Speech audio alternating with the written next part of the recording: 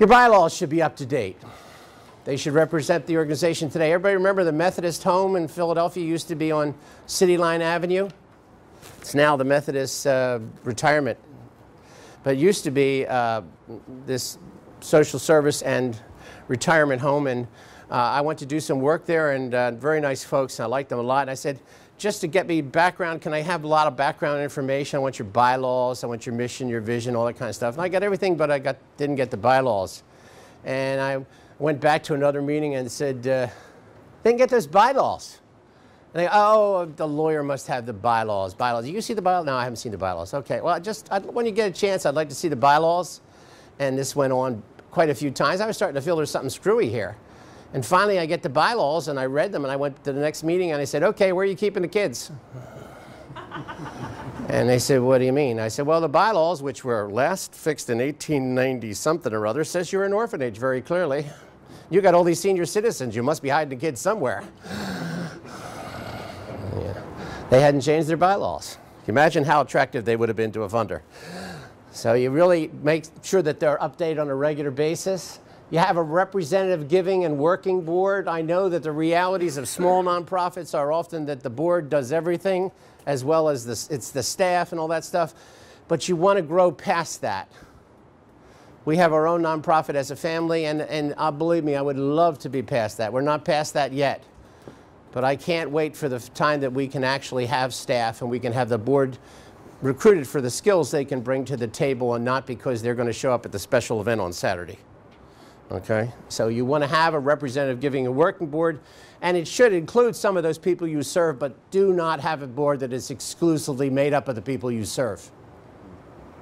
It's not a good idea. Okay, always, and we have tools to help you with this, look for the skills you need in your board members. A 3G board, that means give, get, or get off.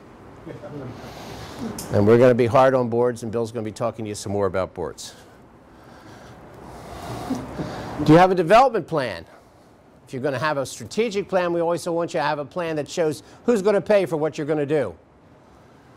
And that helps you build towards a development director, development office. And it's the realistic way that allows you to determine both where finances are coming from and who's responsible for getting them. So it's an important part of what you do. We're going to spend this afternoon later on talking about the annual appeal. And the reason I say more later here is because the annual appeal process we're going to talk about is actually the template for all asking for money. No matter how you're asking for money, from a rich person, from a foundation, from an individual who has limited means, it doesn't make any difference. Essentially, what we're going to talk about when we talk about the annual campaign, the process we use is the same process you use every single time, but with modifications. You need to have easily understood financials, because many people just can't read them. I mean, I can't.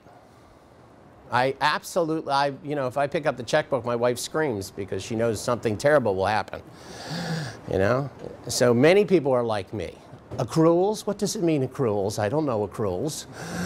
Just not my thing, you know? So there's just two words I share with you. Those two words are Quicken Books. Even I can understand them. And by the way, you can get your software virtually free from TechSoup.org. And if you're paying for software right now, you really got to stop doing that and go to TechSoup and get it from there for just a few bucks, because you're a nonprofit. Okay? You've got to have a communication strategy as well. You've got to be able to talk to the world and tell them what you're doing. I always said that the entire New Testament could be broken into love one another and tell everybody about it. And you got to tell everybody about what you're doing. If people don't know what you're doing, you can't expect them to support you. And last but not least, and I am a few minutes over, but I think we're okay time-wise, we want to have a capable and skilled staff.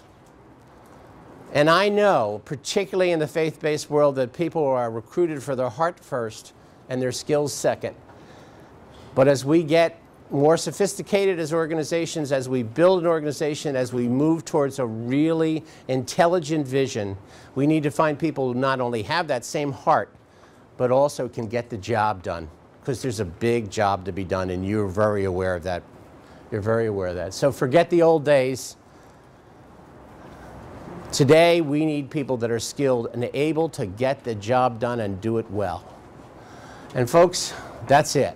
Thank you very much. We'll be moving right on to strategic planning.